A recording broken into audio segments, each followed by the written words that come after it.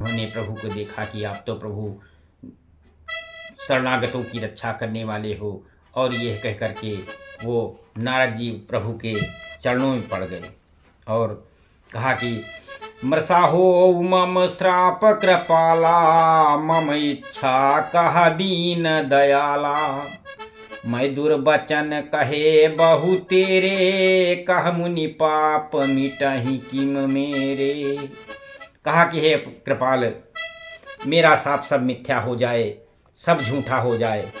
और तब दीनों पर दया करने वाले भगवान ने कहा कि ये सब मेरी ही इच्छा थी और मेरी ही इच्छा से सब कुछ ये हुआ है। मुनि ने कहा कि मैंने आपको अनेकों खोटे वचन कहे हैं और ये सब मेरा पाप कैसे मिटेगा। तो भगवान अपनी माया से जो कुछ चाहते हैं वो लोगों को भ्रमित करके करा देते हैं। इसी प्रकार से जिस प्रकार से भगवान ने नारद से कराया था और कहा कि जप हो जाए शंकर सतनामा, होई हृदय तुरत विश्रामा। को नहीं से समान प्रिय मोरे, अति पर तीर्थ जन भोरे। जेहि पर कृपा न करही पुरारी, सो न पाव मुनि भगति हमारी। असुर धर्म ही बीर चहु जाई, अब न तुम ही माया नियराई। कहा कि जाकर भगवान भोलेनाथ जी का 7 बार जाप करो और इसी से हृदय में तुम्हारे तुरंत ही शांति हो जाएगी। और भगवान शिव के समान मेरा कोई परम प्रिय नहीं है, इस विश्वास को भूलकर भी न छोड़ना। जेहि पर कृपा न करहि पुरारी, सो न पाओ मुन भगत हमारी। असुर धर महिबीर चहु जाई, अब न तुम ही माया नियराई। कहा कि हे मुनि, भगवान भोलेनाथ जिस पर कृपा नहीं करते हैं वो मेरी भक्ति नहीं पाता है। हृदय में ऐसा निश्चय करके जाकर पृथ्वी पर विचरो और अब मेरी माया तुम्हें कहीं नहीं व्यापेगी। बहुविध मुनि प्रबोध तब, प्रभु भय अंतन ध्यान। सत्यलोक नारद चले, करत राम गुण गान।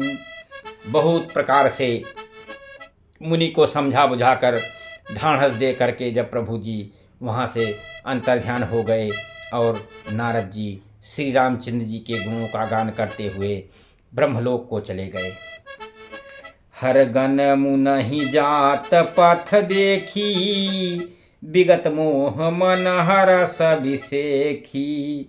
अति सभीत नारद पहियाए, गहि पद आरत बचन सुनाए। शिव जी के गणों ने जब ऋषि नारद जी को मोह रहित और मन में बहुत प्रसन्न होकर के मार्ग में जाते हुए देखा, तब वे अत्यंत भयभीत होकर के नारद जी के पास आए और उनके चरण पकड़ करके दीन वचन में बोले कि हरगन हम न विप्र मुन राया, बड़े अपराध कीन फल पाया। श्रापन उग्रह करहु कृपाला, बोले नारद दीन दयाला।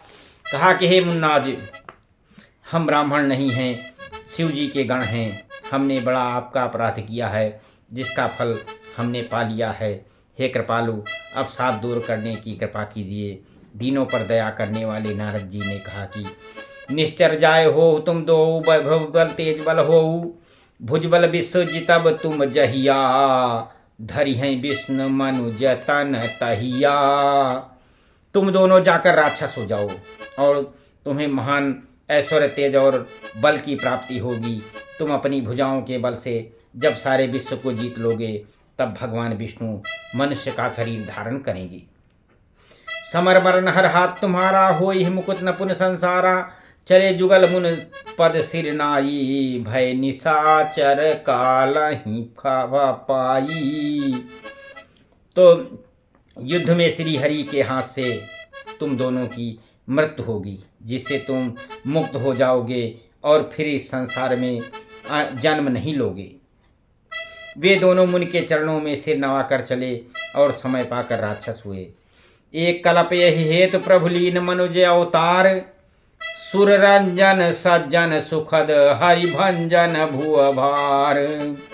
तो एक बार देवताओं को प्रसन्न करने वाले, सज्जनों को सुख देने वाले और पृथ्वी का भार हरने वाले भगवान ने एक कल्प में इस कारण से मनुष्य का अवतार लिया था। इस प्रकार से भगवान के